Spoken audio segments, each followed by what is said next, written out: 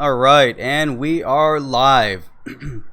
So tonight I wanted to really focus in on just a few topics. I believe this will be a shorter stream. I think it was kind of important, but actually at 10 o'clock I'm going to be on the Auburn rain stream.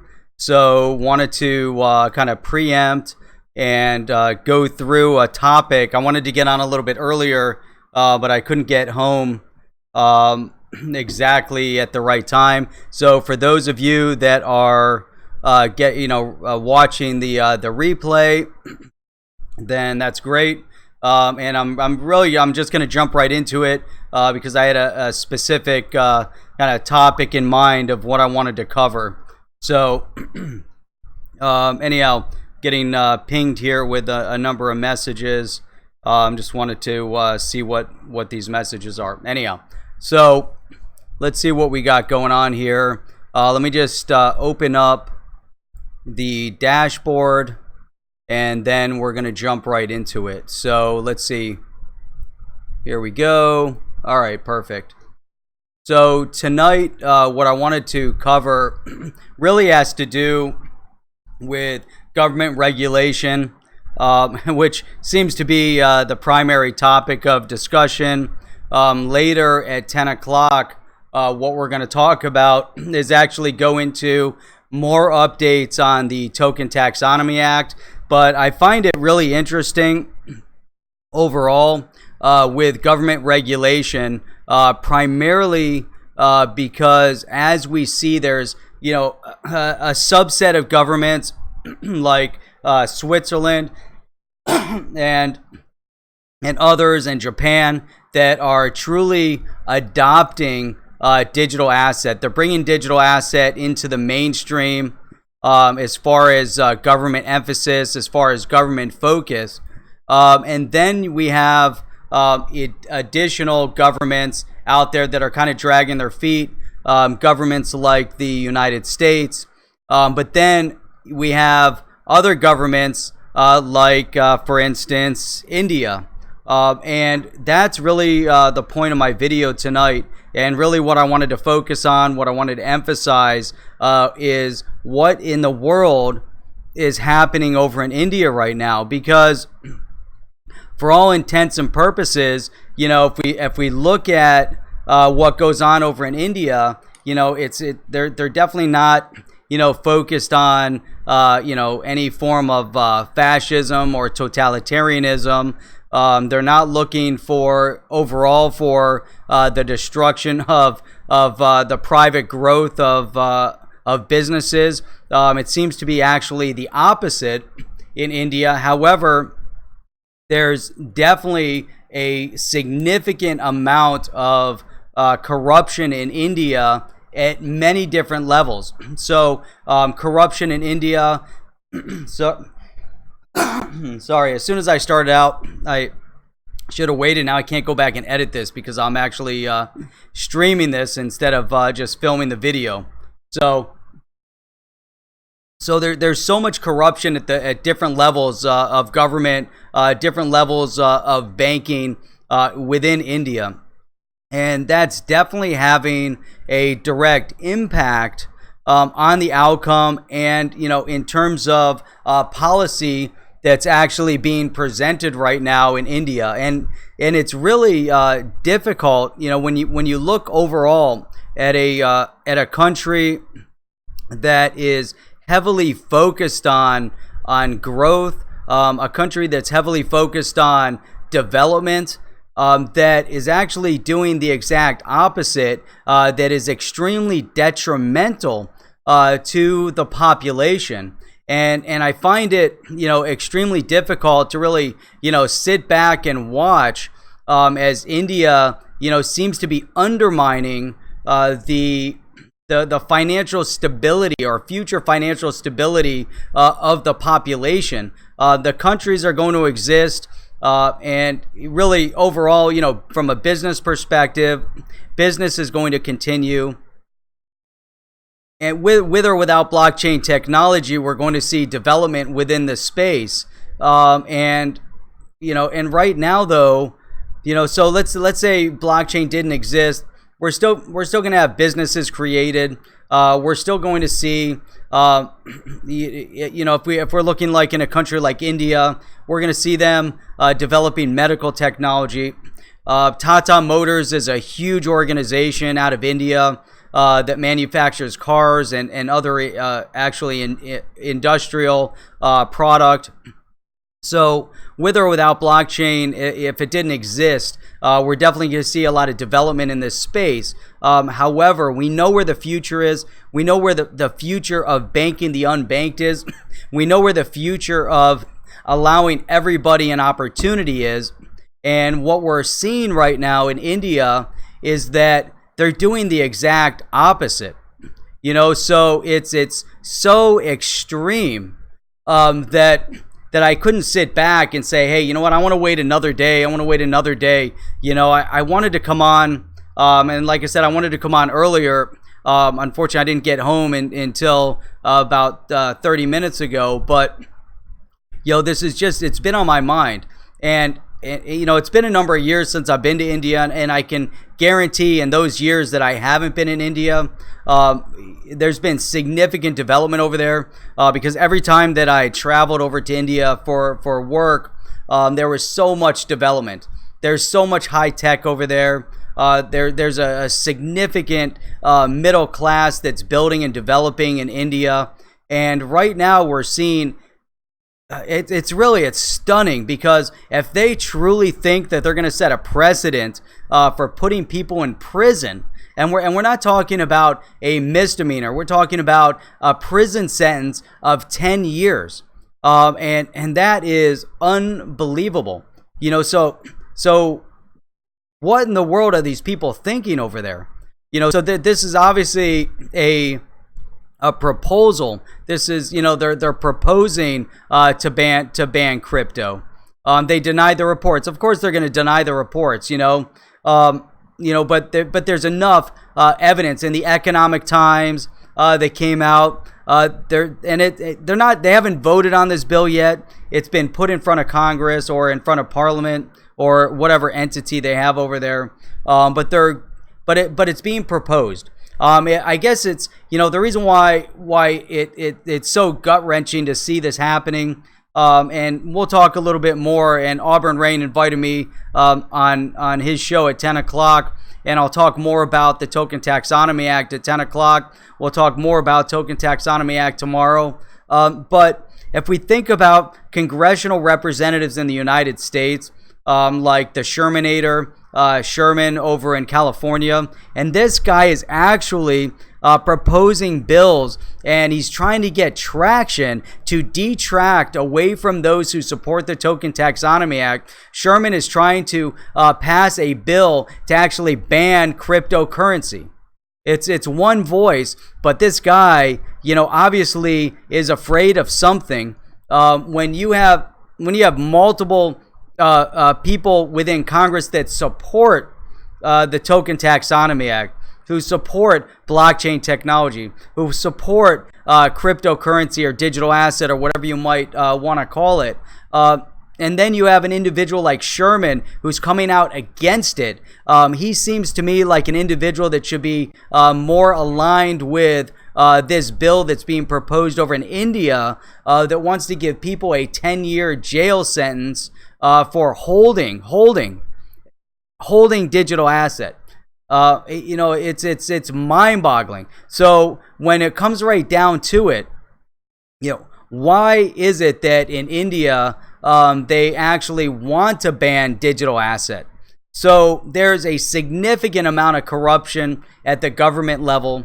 There's a significant amount of corruption throughout the country.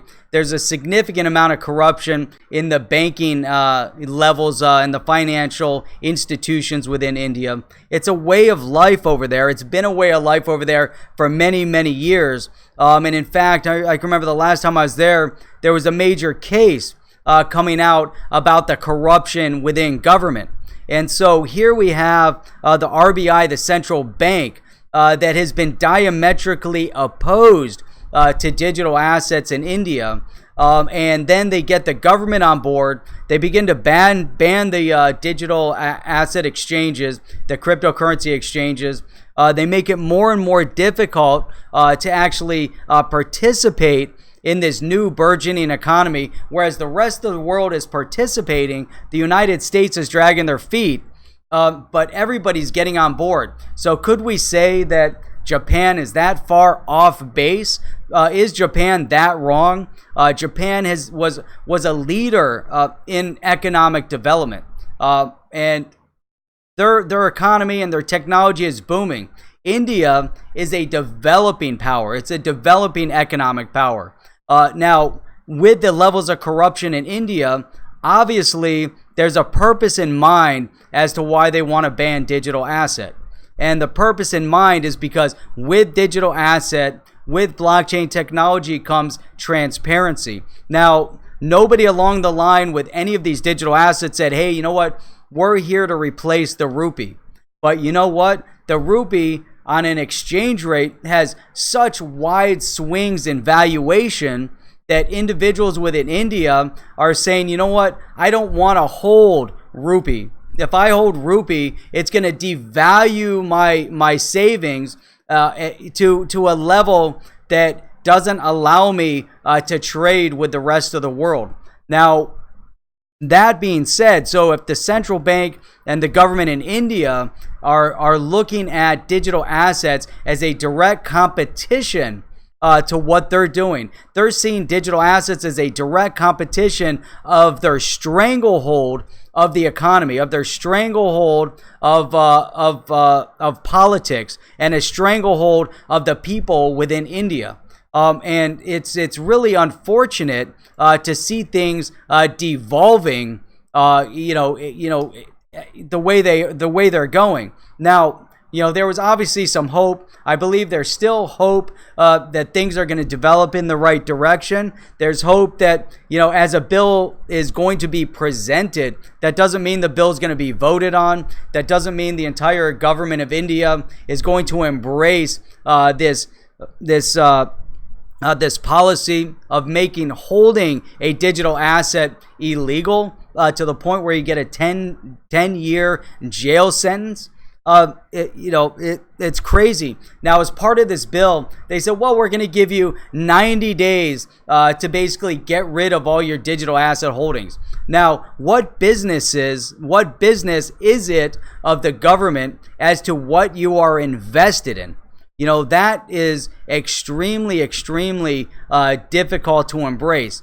So here we are over in the United States, worrying about slipping behind in technology, slipping behind as far as the job growth and the job markets, and yet they're fighting. We have congressmen fighting to get some clarity. We have people on the opposition, people like this character Sherman, who is clueless as far as the relevancy of the technology of what's being developed in this country. And he wants to stifle development. He wants to stifle economic growth. And if you look at this guy's policies, if you look at this guy's motivations, if you look at this guy's politics, this guy is a socialist.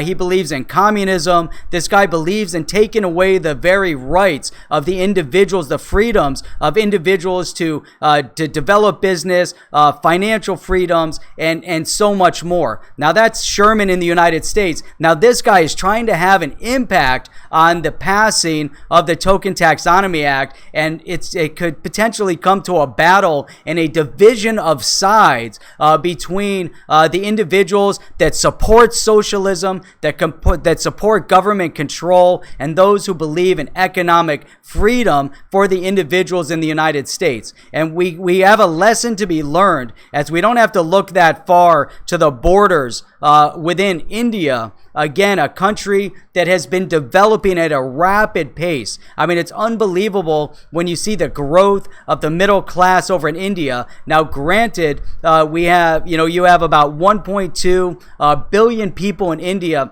Of those 1.2, 300 million of them approximately are beyond wealthy. There's still a segment that is middle class. There's about 700 million people that live in just abject poverty, beyond any poverty you can ever imagine. Maybe even more so than if you travel over to the Philippines, and in the Philippines you have a significant amount of poverty. In Mexico City you have a significant amount of poverty, but nothing to the level that I've seen in India. And obviously I believe it. I've never been to Africa, so I should make that statement. But I got to believe, even the poverty in Africa doesn't compare to the poverty over in India. Now, it's insane. So we'll look at. I'll definitely look at that article, Rain. But the point being is that I believe that there is a bill being proposed. The government in general isn't embracing it. I'm just talking about, maybe a fringe individual that is proposing this bill. So, based on the Economic Times within India, they are, there was a proposal to put this on the table. And I guess my point is that, whether the government is embracing it as a whole or if it's an individual within government, it's extremely, extremely dangerous at this period of time, as we have an individual sitting in Congress in California, Rain, in your neck of the woods, that is also making an attempt to ban digital assets. Now, according to the article that appeared on the Economic Times, and this is out of India, it specifically states they want to draft a law proposing a 10-year jail term for dealing in cryptocurrency. That's holding, that's selling, or that's dealing in any way within cryptocurrency. Now, their goal, or this individual's goal, or this group of individuals' goal, whatever it might be within Congress, within the Parliament, in order to propose such an insane bill, would be the banning of cryptocurrency and the regulation of their own official digital currency. And I believe that's really at the end of the day, that's what it's all about. At the end of the day, it's about what the government in India, wants to do. So the government in India, their primary goal, their primary objective is to digitize their economy. Now, obviously, we could be in favor of a digital economy. There's nothing wrong with the digital economy, so long as it isn't fully centralized to the point where the financial institutions, the central banks, and the government have ultimate control and power over the people. As soon as you digitize your currency and you remove the fiat currency and you remove the potential of individuals to actually earn, then you begin to have a problem. Now, if we go back not that many months ago, India removed 75% of the fiat currency. 75% of the fiat money was burned off. And they did that with an intent. Their intent was to digitize their economy. Their intent was to force their entire population into a digital economy. Now, that could be very, future thinking. That could be, you could say, India is planning ahead. However, with the burn off of 75% of all their fiat currency, did they also take into account all of those individuals within India that can't afford to bank their money? All of those individuals that live day to day on the few dollars, on the few rupees that they earn from that day in order to go and buy food. Now, I'm not talking about government handouts. I'm not talking about government subsidies. Let's leave it at that. I'm not talking about the transfer of wealth in any way, shape, or form, but I am talking about government control and regulation over the individual's power to earn on their own. an individual to build themselves up from the ground, an individual to actually go out and support their families based on their own efforts. Now in India, obviously, again, there's about 700 million people that live in poverty beyond anything that you could ever imagine. I mean, it's unbelievable. And the reason why I got so worked up about this topic is because again, in one of the communications that I've had recently, and just understanding the scope of what Brad Sherman is attempting. This guy out in California, which, is let's not get into the politics of California, but let's talk about this individual, an individual that doesn't understand the fundamentals of business, an individual that doesn't understand, what it takes to actually, build an individual up. He doesn't understand or doesn't care to understand, or maybe he understands, but he's antagonistic to the idea of helping individuals build themselves up from the ground up. It's absolutely insane. Right? Let me just take a moment. I just want to, thank everybody for jumping on. Now I'm realizing I'm like 24 minutes into this ridiculous rant. It's not ridiculous, but anyhow, I said, you know what? I'm going to go on. I'm going to make this live stream. I'm going to put it out there. I'm going to do maybe a 10, 15 minute spot and then let it play. And you know what? It's just unbelievable, when I see, this kind of a mindset, it's just so shocking. So I just want to say what's up to everybody. Thank you very much for coming on. Rain, Richter, we've got Spanish Fly, we've got Annalise, we've got XRP Angel Connie. Thank you for popping in. XRP Carolina. I appreciate you guys coming in. Notorious XRP. Thank you very much for the $5.99. I got to find a way to send that or figure out as I'm collecting some of these tips and donations, and I kind of spread them around to the other members in the community as well, but trying to figure out what we can do as a community and start really putting a lot of this to use. What's up, Chip? Out in Delray. Did you say Delray? Wait a minute. Oh, Delray Beach. Man, you know what? There's a British pub over there, not too far from the bridge, close to A1A. I'm trying to think of what it's called. I don't know. So anyhow, there's some great places over there. There's an arcade chip over there. There's old, like a pinball machines from the early days, whenever they first came out, 40s, 50s, all the way through the 80s. So if you want to go check that out, I forget what it's called, but oh, you're at the hotel. Nice. That's pretty cool. There's some nice places right around there too. So anyhow, say what's up to your wife and have a good date night tonight, Chip. So anyhow, let me see what we got on here. Notorious. Again, definitely appreciate that. I want to go back to this comment from Rain. Human waste running down through the streets, man.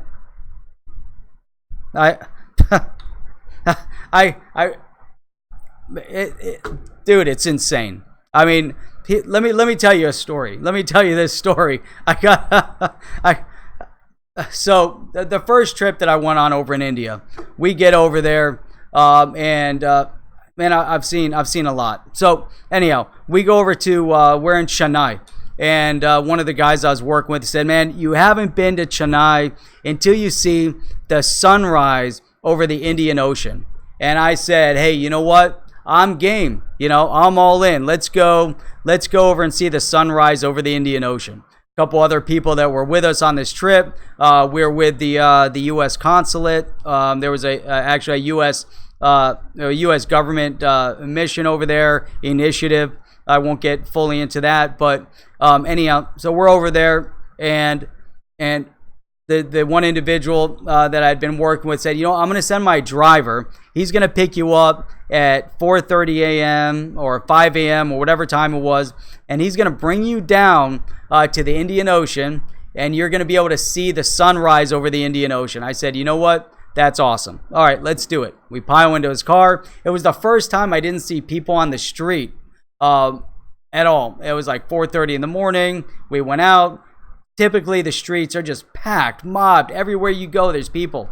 And so we get down to the beach. I'm like, all right, I'm thinking Fort Lauderdale. I'm thinking Miami Beach.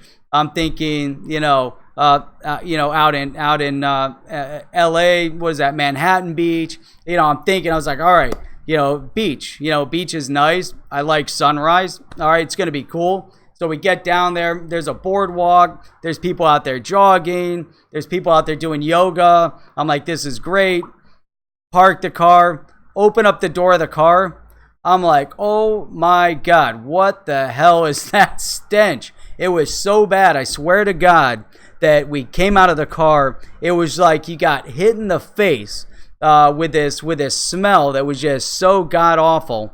And we get out. I'm like, all right, we'll make do. We start walking down the beach, and the beach is one of the longest sandy beaches I think in the world. So we start walking out there. I see some wild dogs on the beach, see some garbage mixed in with the sand on the beach, see some people living on the beach, and then I see some people with these long canoe like fishing boats. They're coming in off the waves, they're going out. At that point it was light. And I said, that's interesting. They're fishing, and we're walking down, and the guy says, whoa, whoa, whoa. Whatever you do, don't touch the water. I said, what are you talking about? Don't touch the water. We're at the ocean. He said, nope, don't touch the water.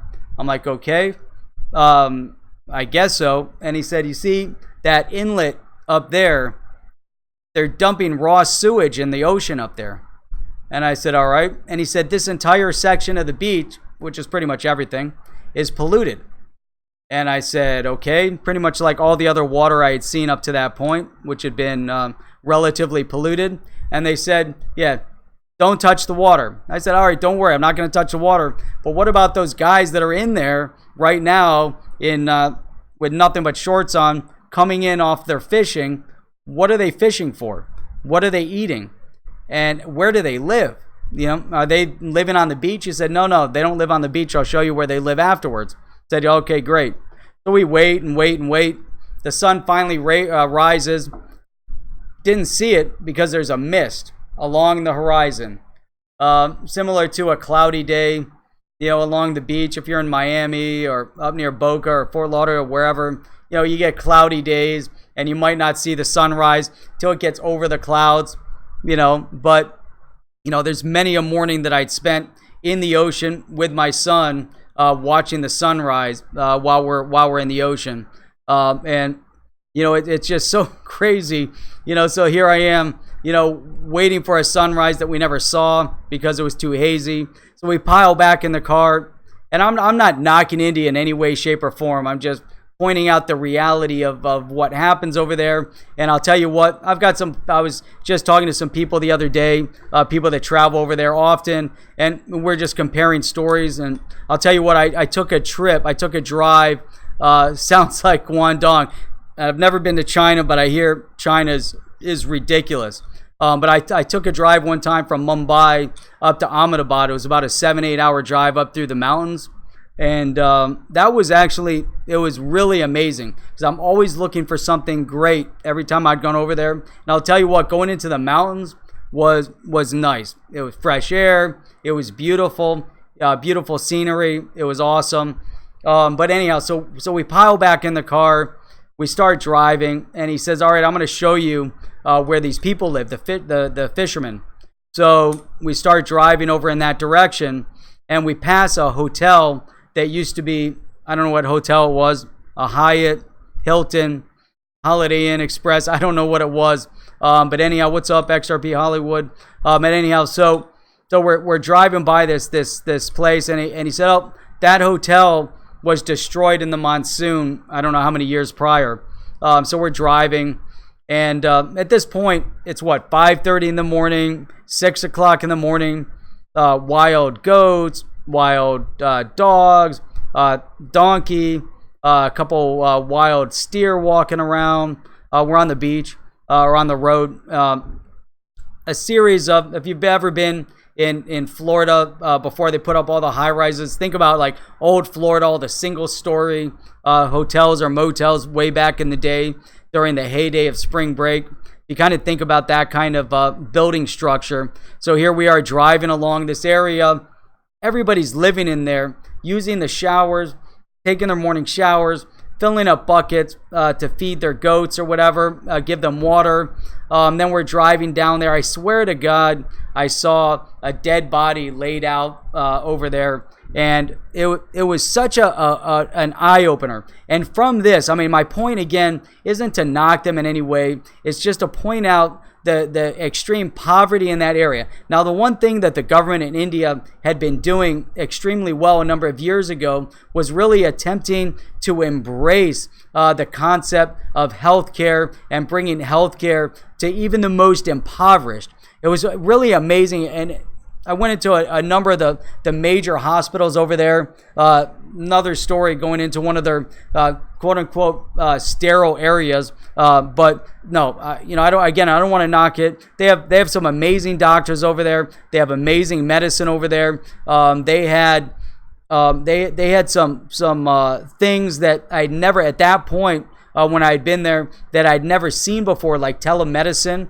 They had a telemedicine department at one of the large hospitals over in Chennai where doctors had to participate and volunteer their time in order to support the outreach of medical needs within the country. So there's a lot of areas in the country that are extremely difficult to get to and almost never get a doctor. They might have a nurse stationed over there, but the doctors then go through they have this elaborate telemedicine technology, almost like a TV studio set up so doctors could come in and talk to their patients regardless of where they were in India. And that was just absolutely outstanding to see some of the things that they were doing over there.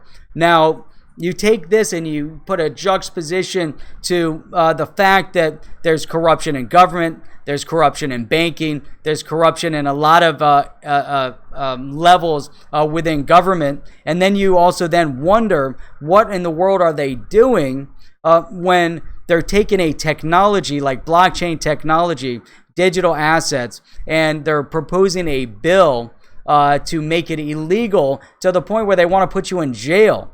I mean, again, their concept is to ultimately control their economy, ultimately control the financial flow or the monetary flow. Now, they're so concerned about the fact that a digital asset is going to compete directly with their currency. It's kind of mind-boggling. In the United States, are we concerned at this point that a digital asset is going to compete with the U.S. dollar? Probably not at this point. The U.S. dollar is relatively stable. The rupee, definitely not stable. Similar to the renminbi in China, the yuan in China, not stable and manipulated by the government. So here we have a government in India that destroyed 75% of their fiat currency to really force their people onto a digital economy. Now, one of the purposes of trying to ban digital assets is the fact that the government wants to launch their own digital currency.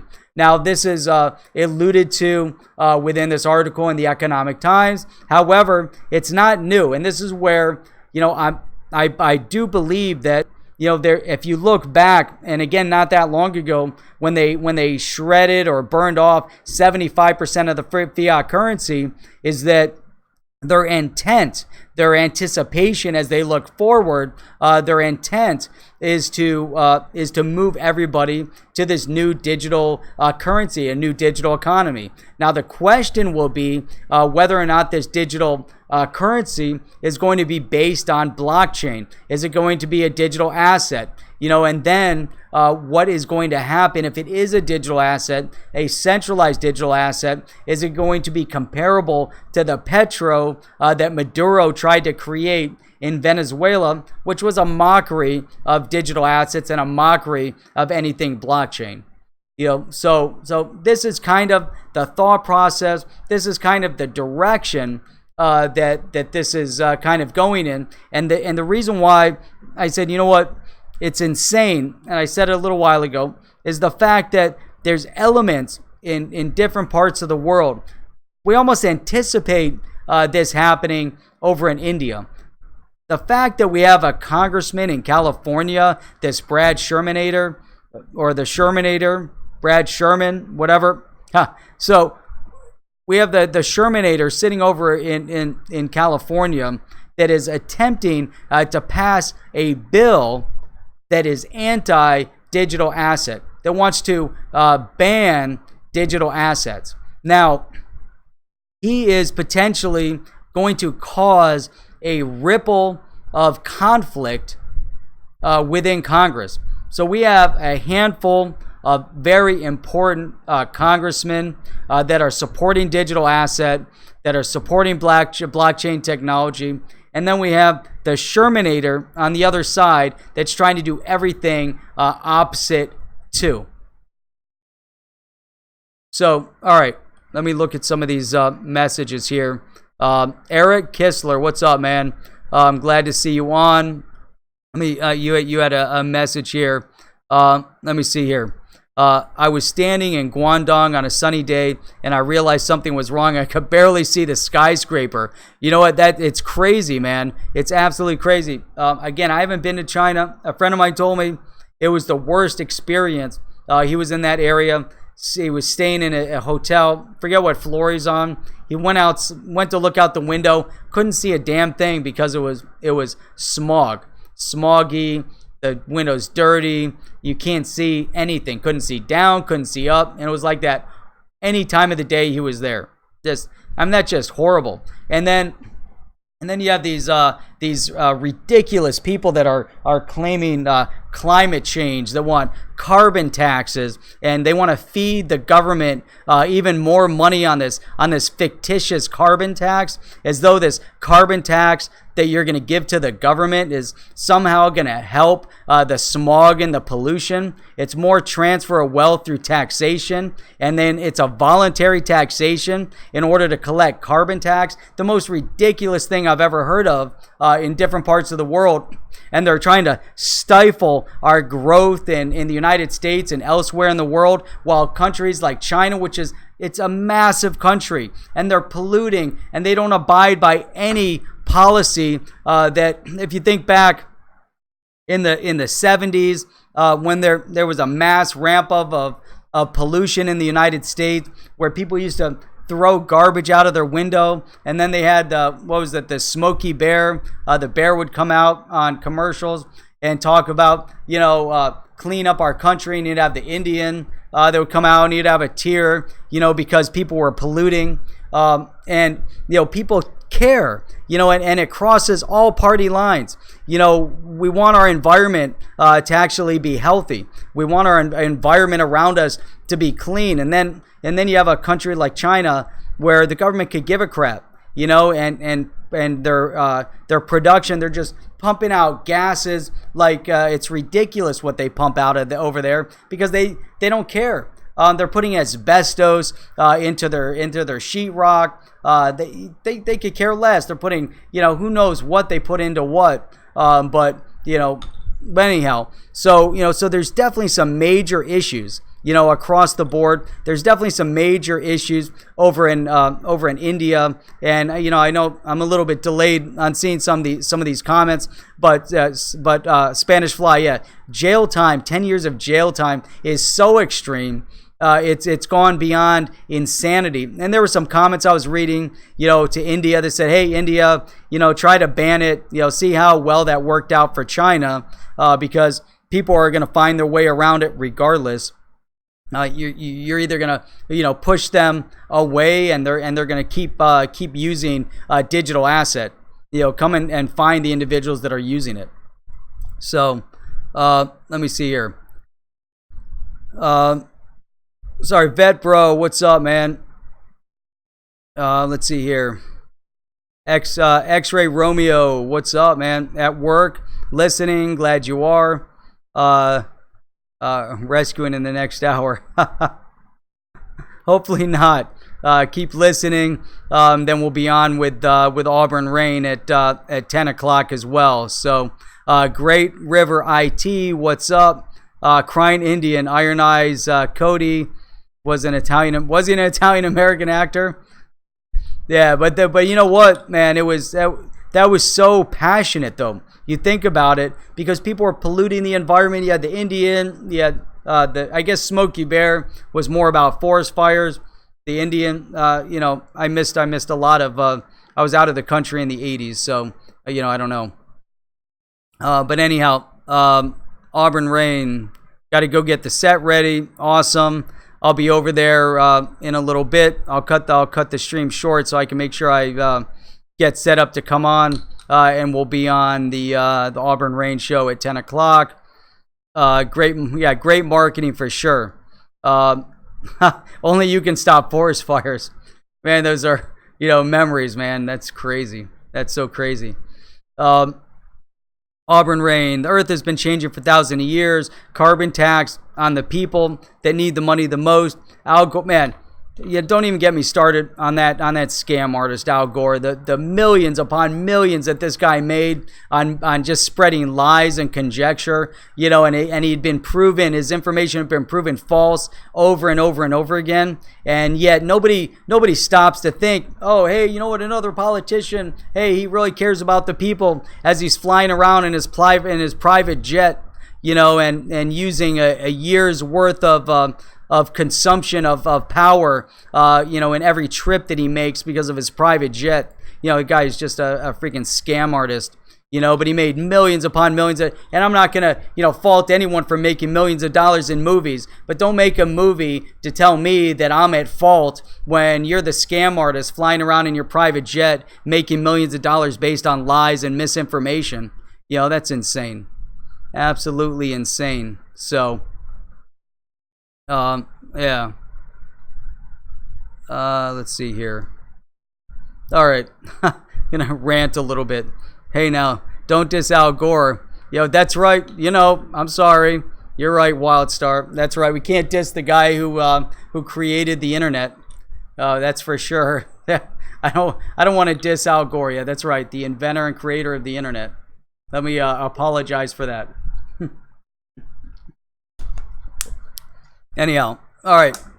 Dansky, India in the G20, the upcoming summit in Japan, will be definitely be interesting to see. Now, the thing is, again, this is a faction within India. I'm sure a lot of it's coming out of the central bank, out of the RBI over there, to see whether or not they're going to try to push the ban further beyond where it is right now. Still, there's still a lot of time. I believe that India is going to inevitably get in line. I think I saw some people up here mentioning the corridors and the lines between Saudi Arabia and India. They're already utilizing, banks in India are already utilizing RippleNet. They're utilizing Xcurrent. They're not that far away from using Xrapid. Xcurrent, as we know, runs off and utilizes the XRP ledger. They're one hair away, the government and the central banks, from using digital asset. So we're not that far away from anything actually happening over in India. So whether or not they want to embrace it or not, they're embracing it. And the fact that the hypocrisy of it, and really we need to dig a little bit further and figure out this digital currency they're creating. Is it a fully centralized digital currency that exists fictitiously on a computer with absolutely nothing backing it up? Or is it going to be based off of the blockchain with full transparency and within limited quantity? That's what's going to be really interesting to identify. Or, is the Indian government holding one-for-one fiat rupee for every one represented digital currency? Or are they going to back up their currency with gold or silver or other? What are they going to do? India's got to do something. But at the end of the day, I'm not stating that they need to fully embrace a digital asset economy, a cryptocurrency economy, but they're the ones talking about the digital currency. So, that's up to them now to prove their case. that they're not going to manipulate their currencies further and really, subject their people to high rates of cost in order to put their money within this digital economy. So that's it. As Chip would say, that's my take. What's yours? So anyhow, that was a 45-minute plus rant on India with a little bit of a story in between. So Miyagi, what's up? Hey, good to see you on here. The more they try and restrict us, the further they push us towards a decentralized network. Start running your own node. And I believe there's going to be enough nodes out there that would definitely make sense. So, Rain says, oh, I think I read that. Did I see that? Didn't AOC said that the world's going to end in 12 years anyways, so might as well live it up. Live it up now. Agenda 21, United Nations initiative. And you know what? Through Agenda 21, they attempted they wanted to put, what was that? I forget exactly what it was called. But they would put up a, what is this? What is this photo? What is this photo? Oh, I don't know what he's sharing. Never mind. All right.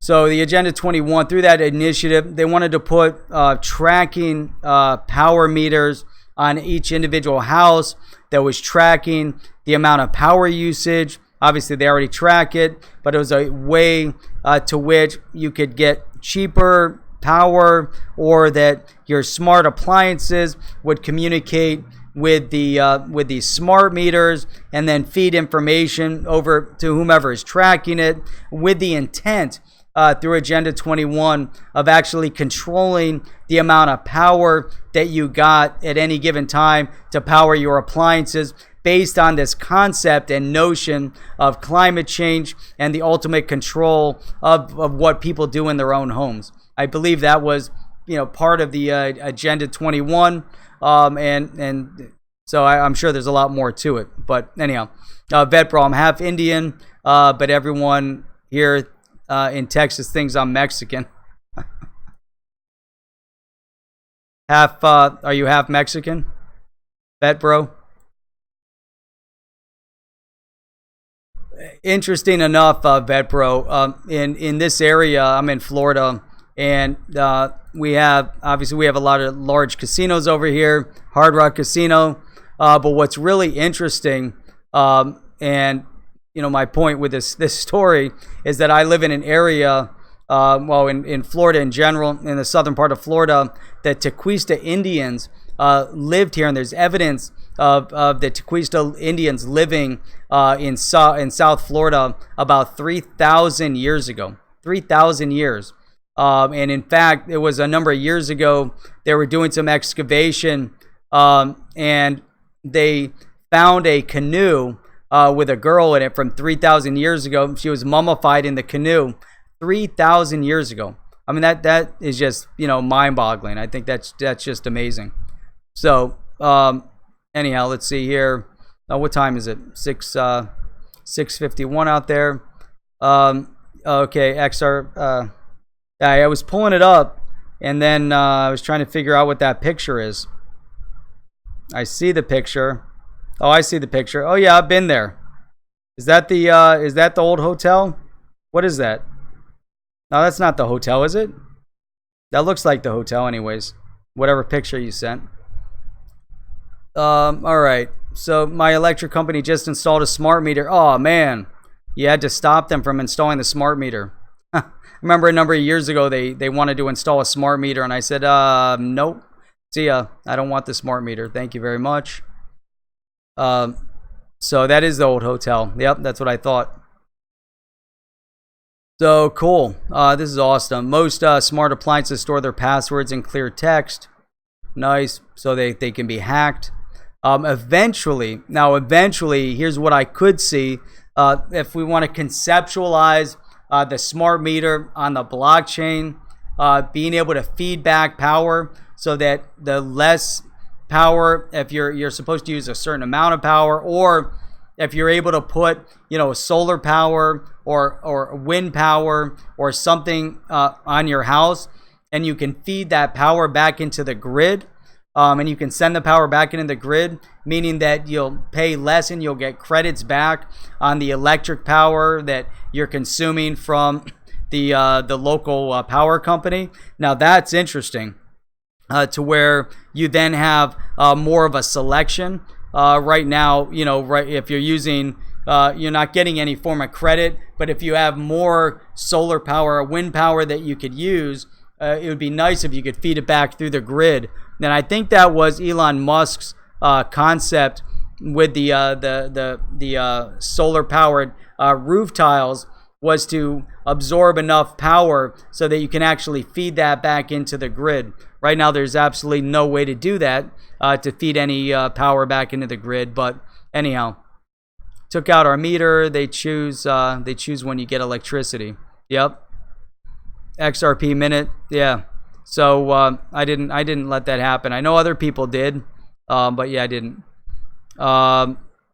Eric Kessler, I was working in Vegas on their smart grid, and they could definitely identify the location of a gunshot. What? That's insane. That's crazy. Let's see. Zach Sauce here. Jail for crypto, for real. Man, that's what they're talking about over in India. Man, they want 10-year. It's a bill that's being proposed. 10-year of jail time for holding digital asset. WB, Chinese bamboo, for real, man. For real. CAK, good to see you on. Do you think XRP escrow needs to be sold out before XRP moves up big time? Man, I don't think so. Mainly because we know the exact quantity. I think everything's going to come down to utility. Right now, utility hasn't been pumped up yet. We need full utility. They need to prove that case through whether it's XRapid or Coil or one of the many others that are going to come into fruition. So we have to really wait and see when that actually happens. So to me, that's primary. Number one is utility. Utility. As soon as we see a ramp up in utility, all bets are off. Everything is it will definitely change. We don't see a ramp up in utility, then we might not see. We'll see speculative bumps up. That's my opinion, anyways. I could be wrong. And the escrow doesn't bother me whatsoever, because it's an anticipated amount of 1 billion XRP being released every single month. And based on the rules of the escrow, they sell, they utilize, whatever is remaining immediately goes back into escrow. So as we dig in to that 55-month cycle, which keeps getting longer, then as we start getting towards the end, towards the initial escrows that were utilized and put back in, there's less and less quantity that's going to be coming out. So I think it's okay when you have an anticipation of the amount. Plus, if they need to pull it out and put it in for liquidity purposes, again, it's a known variable. But it's all going to be based on the premise of utility. So XRP Hollywood, I am not. No. You were born in Hollywood, went to Daney Elementary, Olson Middle, South Broward High. Wow, that's pretty cool. Nope, I'm not originally from South Florida. No, but I know a lot of people that are. It's people that are not in Florida are always amazed that there's people that actually grew up in Florida. Everybody thinks a bunch of gray hairs walking around over here that come down here to retire. So let's see here. Vetbro, the India news is crazy. Though isn't there a Ripple corridor? There is a Ripple corridor, 100%. The news is crazy, but it's not the government fully embracing it. It's a proposal that's being put in front of government. So the question is whether or not they vote on it, and it probably won't get voted through. However, insane anyways, that they're talking about it. And I also wanted to highlight some attention on the Shermanator, Brad Sherman, out in California, who is really now serving as a counter to the Token Taxonomy Act with all of his insanity, showing that he knows nothing whatsoever about the space, knows nothing whatsoever about technology, but the guy still wants to flap his gums and try to make up some crap that he doesn't know anything about. And if maybe he should go back and practice law and get voted out of Congress would probably be a little bit better of a position for him. So anyhow, that's my take. What's yours? Anyhow, so listen, I totally appreciate you guys for jumping in the stream, kind of spontaneous. I had to make this. I had to do it. The thoughts were just, going through my mind. I wanted to get it out earlier. But anyhow, so India will come around. I believe they will. They have no choice. You're right. The Shermanator is an attention hog. So XRP, Angel Connie, appreciate that. For all you guys, definitely thumbs up. If you're new to the channel, subscribe, hit the notifier if you want to be notified when I put up a video or a live stream. This was meant to be a video. Much more fun in a live stream, I'll tell you what. Much more engaging, and I don't think I would have been as passionate. So anyhow, shenanigans. XRP Hollywood. So yeah, dream, man. The dream is real, man, Bubba. So anyhow, again, appreciate everybody for coming on. Look forward to seeing you guys. I'll be streaming again tomorrow morning at 8 a.m. I'm going to be on the Auburn Rain show here in a couple minutes, so I've got to sign off, and that's it, guys. So again, thanks for coming on. Jump into the Auburn Rain stream if you can. We'll be having some fun over there, and we'll be talking a little bit about the Token Taxonomy Act. So until then, until tomorrow morning at 8 a.m., until 10 o'clock, which is 1 minute away, make sure you guys keep on hodling your crypto. I'll see you here in a few.